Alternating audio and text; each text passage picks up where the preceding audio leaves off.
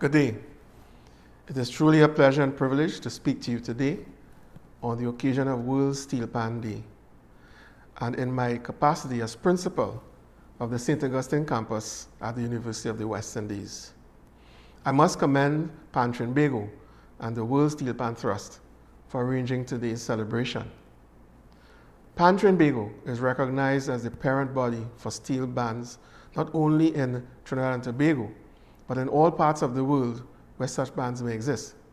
Similarly, the World Steelpan Trust has been playing its part in connecting key stakeholders and pushing Trinidad and Tobago forward in the global steel pan business.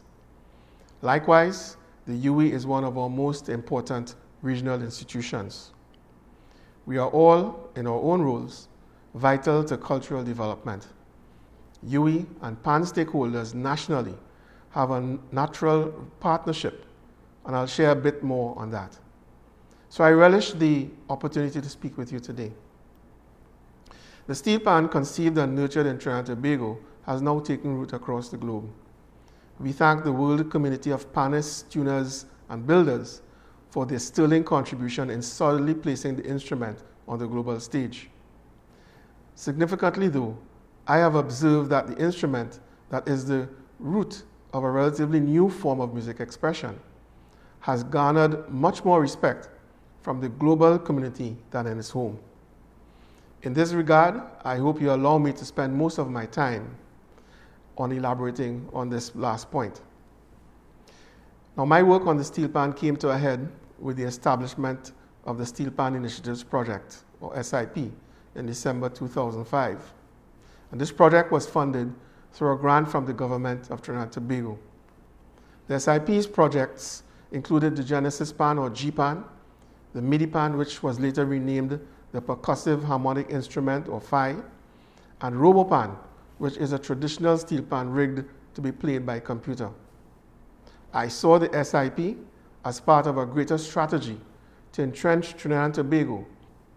I saw the SIP as part of a greater strategy to entrench Trinidad and Tobago as the unquestionable leader in the global steel pan industry through aggressive research, development, innovation, and entrepreneurship in steel pan technology.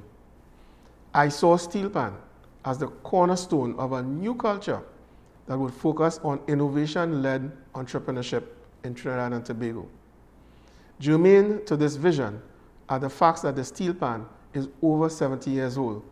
The first concept for the PHI dates back to the mid-1980s. Both are yet to realize their full market potential, and this says a lot, to me at least, of the inability of our society to identify and exploit opportunity. We saw this, and this may be controversial, but we saw it in the recent debacle over the rum-based product launched by actor Michael B. Jordan. For once again, as we have shown with the steel pan, we demonstrated that we are more concerned about ownership than with riding the wave of opportunity. I continue to be hopeful that as we gear for a post-COVID reality, and given the continued focus on innovation as an element of the government's national development strategy, some consideration will be given to the steel pan industry as an opportunity for economic diversification. The PHI market entry was abruptly halted due to a number of issues, including litigation. This delay brought a higher cost for market entry to Trinidad and Tobago's first technology product, together with the disbanding of the team of young graduates who had been working on the creation of the St. Augustine's first high-tech startup. Research at UE was indefinitely suspended, moving the epicenter of steel pan research to the USA, France, and elsewhere. I've said it before, but the irony for me is that had this not occurred when it did, UE and by extension the country would have been further down the diversification path than at present. Public good, the ultimate aim of all law, was compromised. Thankfully, the Steelpan Initiatives Project brought some unanticipated but welcome benefits. Firstly, it acted as a catalyst in the sensitization of the nation to the importance of innovation and intellectual property protection. Further, 2 of the 5 team members have formed their own startups. I proudly speak here of David Chow, who programmed and crafted the tones used on the Fi and started IndigiSongs, a company that sells high-quality sample tones of local instruments, including the Steelpan, for use on all forms of MIDI instruments. Their most recent product provides samples of the instruments used by the Laventil rhythm song section. IndigiSongs has received rave reviews in international musical instrument circles. Last but not least, Jeevan Prasad started the company Fasove, which provides product design services to individuals seeking to advance their inventions. I wish them both Godspeed. As a leader in the UWI, my most important role is furthering regional development.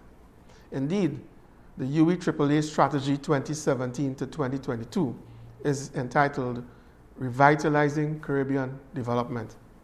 This mission is fundamental to the university and is ever present in our decisions and activities, both strategic and day-to-day.